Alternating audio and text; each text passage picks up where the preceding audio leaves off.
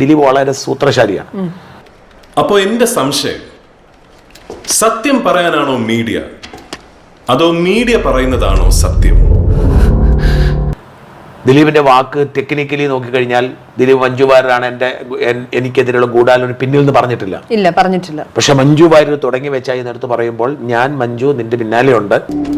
Media പറയുന്നതാണ് സത്യം അല്ലേ? ആകണമല്ലോ.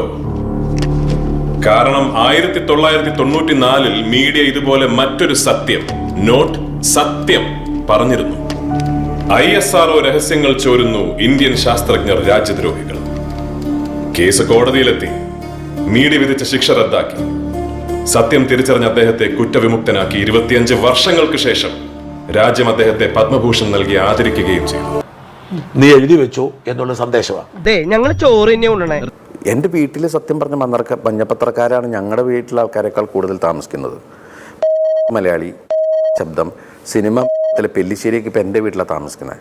അവരൊക്കെ പറയുന്നത് വെച്ചിട്ടുണ്ടെങ്കിൽ കാവ്യയും മീനാക്ഷിയും തമ്മിൽ വഴക്കിട്ടു, പിരിഞ്ഞു, മറ്റായി മറിച്ചായെന്ന്. ഞാൻ ഭയങ്കര സമാധാനത്തിലാണ് ഇപ്പോൾ പോയിക്കൊണ്ടിരിക്കണേ. കാരണം എന്ന് വെച്ചിട്ടുണ്ടെങ്കിൽ അവർ രണ്ടുപേരും രണ്ട് നല്ല സുഹൃത്തുക്കളായിട്ട് എൻ്റെ കുടുംബത്തുണ്ട്. ദിലീപിനെതിരെ 8.5 കൊല്ലം ഗൂഢാലോചന ആരോപിക്കാം.